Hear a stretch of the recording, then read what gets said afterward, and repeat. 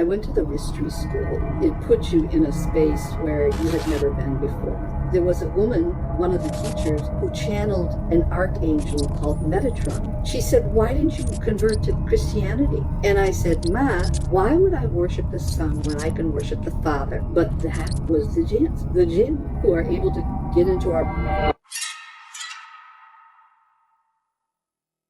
I was raised Catholic, that was the beginning of it, and I couldn't find the reasoning for the trilogy. And then I bounced around, I read about reincarnation, Buddhism, and these kinds of things, but it never quite filled me up. I didn't have any faith. So I found this woman who did past life regression, and she told me I had a very powerful third eye, I was a healer and this and that. And then she sent me to another teacher who taught me all kinds of things, and we did work on my body and on my chakras and on my energy, and that went on for years. I went to the mystery school. It puts you in a space where you had never been before, and there was a lot of darkness there. They were channeling extraterrestrials and, having classes about the archangels and their families. So I got through that, and the darkness started to take over. So I found an energy guru, someone who does energy work over the phone, which you know is the jinn. She said one day, you have to go to Egypt in 3 days. And I flew to Egypt in 3 days. So I was in Egypt by myself. She said, just get a taxi driver, have him take you out to this place in the desert called Saqqara. That's where the step pyramid is. And you need to tone in front of these niches. So the New Age path is like my teacher in the mystery school said that he had slayed a dragon. It's very seductive, and that's what I would say to people who are looking at it, but it does not bring you peace. You have more questions than answers on that. Well, the New Age path, it can be peaceful, but it doesn't fill you. There's a big difference between being filled with peace and feeling peace from the outside. I never was filled with peace on that path. Like I said, everything that happened, I wanted to go to the next level and the next level and the next level. And when I started reading the Quran before I was Muslim, all my questions were answered. So I would say the big difference between the New Age path, you can get in there and anything goes. And that's a feeling of freedom for people. But the real freedom is being close to your Lord.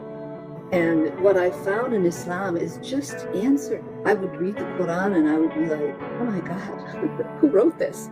So before I was Muslim, I was just like, it was so beautiful. I guess the one that shocked me into moving on, I'd get into Utah for 8 days and I was like I was living in a cloud. But then the teachers there turned to darkness. That was a shock for me. These people that were all light and I was following them. All of a sudden they were doing things and they were becoming... The other thing was, there was a woman, one of the teachers, who channeled an archangel called Metatron. You would call her on the phone, and she would leave her body and say, he's going to go into my body now, and then he's going to go into one of your cells, and he's going to give you a reading from inside your cells. But nothing really shocked me until my guru that came to Egypt finally, the way she was not good. I went to England because my husband said, I think that you need to meet her in England, because he knew that she was not right. And so when we went to England, she ended up locking the door, and she had everything of mine and my husband's pretty much in her house, and she locked it and wouldn't let us in. And I wondered what was going on, because I'd never had this kind of problem with her. That's when I got it, that she was using my credit card for something other than business, and that's when I lost everything I'd ever given. But that money did not matter, because it got me to Islam. And one night I decided I don't want to live. I wasn't Muslim yet. But then I said, you know what? If I do this, I'll even be farther away from God. And I said, no, God, I am going to stay alive and live this life you gifted me.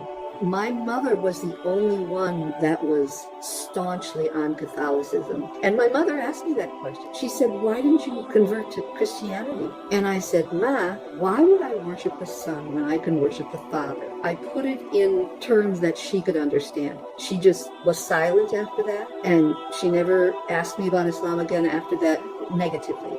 After I realized what that New Age path actually was. And then it was the feeling that night, after a month of just being a shell, that feeling of not wanting to live. It was Ramadan. So I said, I want to fast with you. Teach me how to pray. And I made my shahada in the bedroom, and life went on like that. It was so beautiful. So that was my pivotal point. Allah took away everything, and I said, I don't want to live this life.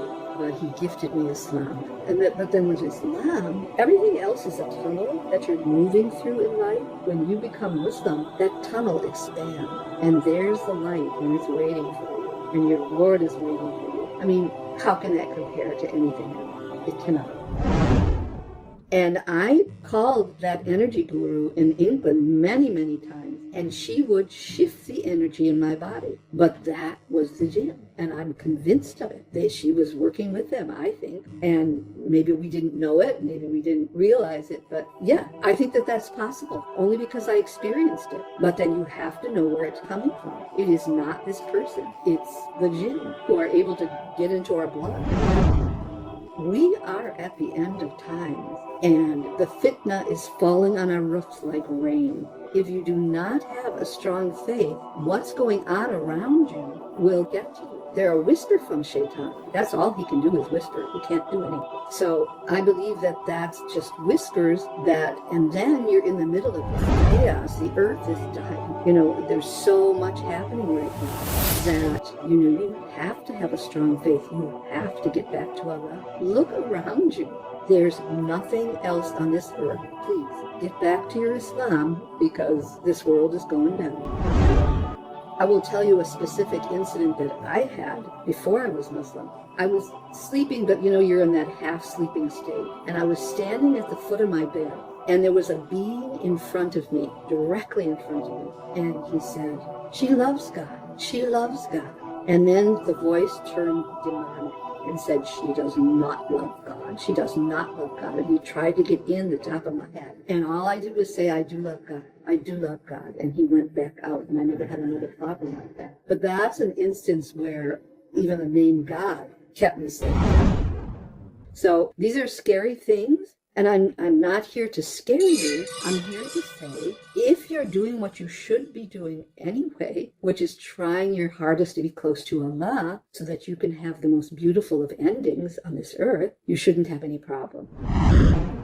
I guess in the beginning, I fell in love with the Quran right away. It bypassed my ears and went into my heart when I first heard it. Because I was a professional singer for 30 years, that didn't fill me. I left that. But now when I hear the Quran, you know, it's so much more. So that was one thing, is the way they greeted each other. You know, Assalamu alaikum. And then the generosity. Let me just say, for the past probably 12 years, there hasn't been a moment that I haven't felt it in my life. It was enough for me. Just being Muslim was enough.